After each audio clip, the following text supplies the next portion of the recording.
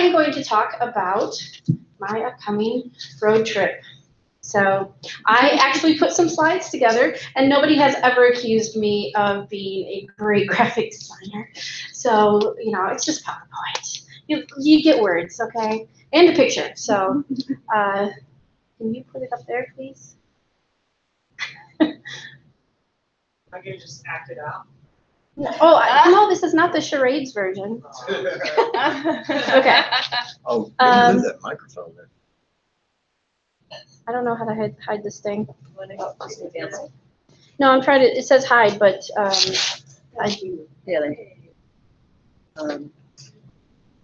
technical difficulties. Hold on. Okay, There we go. let's see if,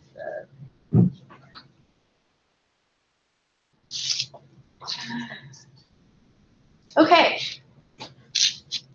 I'm going on a road trip. So I'm going to tell you about it.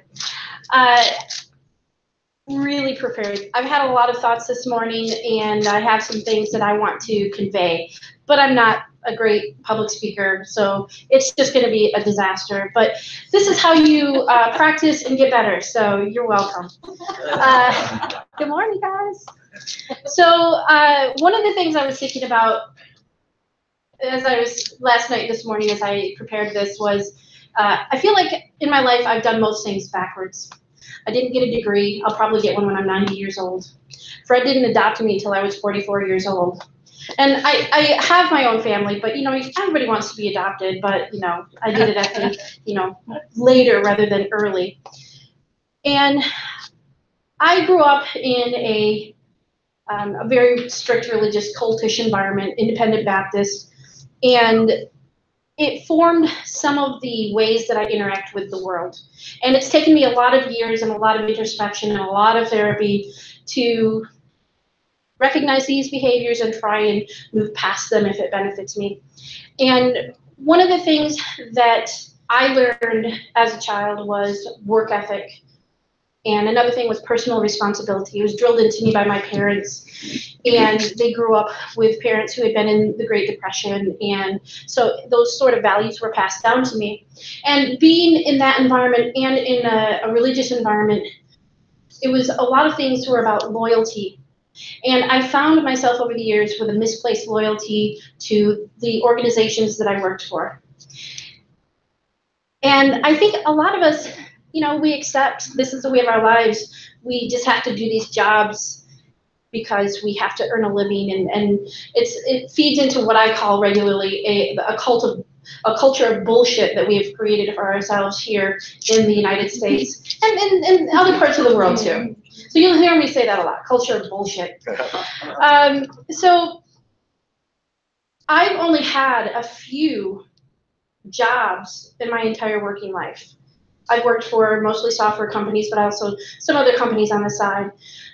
But in every situation, I've given so much of myself, and I didn't always know how to establish boundaries. I was that person that I worked nights and weekends, and I did things that they didn't ask because I knew it was expected of me, and all this sort of thing. And you know what? I was miserable. I was miserable because I wasn't getting rewarded in the way that I thought I should be rewarded for doing these things. So I'm from Michigan. I worked for a company in Michigan for 16 years before I got fed up with that job. Like, slow down. And that's when I moved to Texas about 7 years ago. And 6 years ago, I got another software job, another software company run like every other software company that I've ever known. And did the same thing, same patterns, same habits. And I've been miserable. And went to therapy and started recognizing more behaviors to work on and this sort of thing. Through my therapy, I was talking to my therapist one day, and I said, you know what, I want to create something. I miss the structure of a church. I want a social structure, like where people come together and they are part of each other's lives. And, you know, and I'm going to have these platforms, and it's going to be this and this. And he said, have you ever heard of something called Oasis? It started in Houston. You should look into it. So I did. I looked into it, and I emailed them, and I said, you have a listing for San Antonio on your website. Can you tell me more about this Oasis in San Antonio? And they said, well, actually, there's somebody there who wants to start an Oasis, so maybe you can be involved with them. I'll send you the contact. I'll forward all the information to all parties. The next day, my therapist and I both received an email that said, hey, you people want to start an Oasis in San Antonio. And so my next session, I sat down and I looked at him. I said, did you see that email? And he said, yes. And we need you to discuss professional boundaries. And I said, I get it. You know, we can't do this. But it was, so that's how I came across Oasis. And shortly after that, they announced that the Austin chapter was opening. So I just had to wait maybe 4 weeks or something like that for the first Austin meeting. And there I met Fred, and I met Jordan, and I met Logan, and I met many, many other people, and it's been fantastic. So, brings me to today. I've moved to Austin, and I was here for 6 months so far. And I thought that having Oasis as an anchor in this community would really help, and it did. But I was still having the issues with my work, my job, the boundaries, and again, I was still miserable.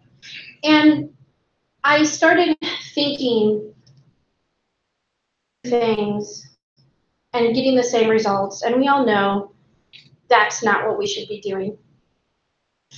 Back in November, I think, we had a community group, and the speaker was, and we don't always have speakers at community groups. It just happened that she wasn't able to come to a Sunday meeting, so we did it at a community group.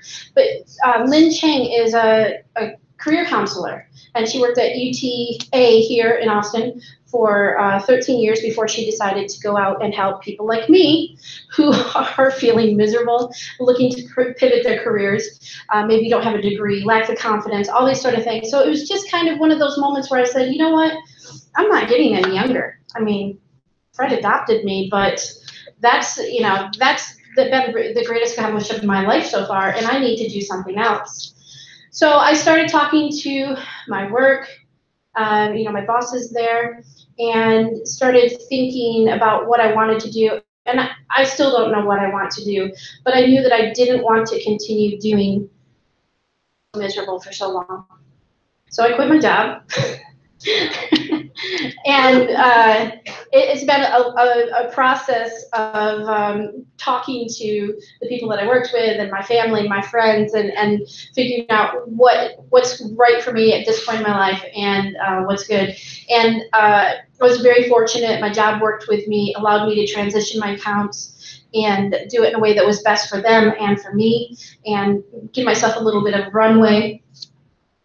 It would take me a while to kind of disconnect, and you know, I would feel guilty and all this kind of stuff. No.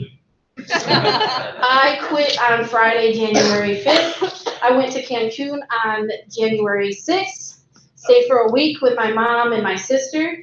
Let me tell you, that cures a lot of ill. So I've been back this week. I'm packing up my apartment and putting everything in storage, and I'm on my road trip. Yay! So, I'm nervous. This is something new for me. And it's kind of a feeling of being untethered, and I'm not used to that. But I still have Oasis as my anchor. I appreciate that. So, and again, this goes back to me doing everything backwards. Yes, I moved to Oasis, or moved to Austin, then quit my job. Now I'm going on a road trip. It's completely backwards. It's completely irresponsible, and I'm excited about it. So me being me, I wrote a mission statement. So here, I'm sharing my mission statement with you for the first time. This is my mission statement, and I'm calling this, you know, musicians get to go on tours, so I decided that I'm taking my own tour. So I found a song that I really like by a local musician named Guy Forsyth. This song is called A Brand New Day, so I'm calling this my Brand New Day tour. So here's my mission statement. This is a road trip for exploration, to learn about myself and others, and challenge my own boundaries. I will be open to adventure, be mindful of my time, and seek opportunities to connect with new and old friends. To facilitate growth, I've implemented change. To foster joy, I choose to serve others. To practice mindfulness, I will sacrifice false security. I will return refreshed and ready to seek opportunities that I couldn't recognize before. Yay. So let me tell you a little bit what I'm doing. I am leaving on Thursday. I get to go to Houston, and I'm going to Houston Oasis for the first time. I'm very excited about that. I will get to stay with someone that I met through Houston, or through Oasis at the gathering in Denver, the summit. And I will get to visit people that I spent time with in August and July and August. So I'm excited to see those people again and spend time with them. Then I'm just going to start driving and stop where I want to. I was thinking the other day, though, there are no Buc-ee's out there. There's no Buc-ee's past the Texas border. But I'm going to stop in New Orleans. I love New Orleans. And then I'm going into Florida. I know a couple different places in Florida that I want to visit. I'm going to end up in Key West for a music festival and spend 4 days listening to Texas musicians. They're all from Texas. And I've seen some of them before. Some of them I just skip because I don't usually go see them. But it's just kind of ironic to me that I'm going to Key West to see everybody from Texas. But hey, it's going to be warmer there than here. I'll head up the coast. I have some more people that I want to visit in Florida. I'm going to spend some time in Charleston and Savannah. I'm going to drive up through the Outer Banks, and then I'm going to visit a cousin in near Baltimore. I'm going to go to DC and experience the museums there. Then I will get to Michigan, spend some time with my family and friends in Michigan. Probably stay about 2 or 3 weeks. Then I'll head back south. I'll go through Kansas City so that I can go to the Oasis in Kansas City and spend some time with some friends in Shreveport. And then I'll be back in Austin and San Antonio in the middle of April. So this is a big undertaking, and I'm excited about it. I've not done anything like this in my life. I didn't really plan this very well. I have a Kia Soul. I camped in it sometimes. I'm going to stay in it. I'm going to be in Walmart parking lots. I'm going to eat peanut butter and jelly. I'm going to sleep on couches. And I'm going to listen to music. And I'm going to volunteer. I'm going to find food banks and community gardens and adult nursing homes and wherever there are places that I stop that I can find volunteer, I'm going to go spend some time giving back.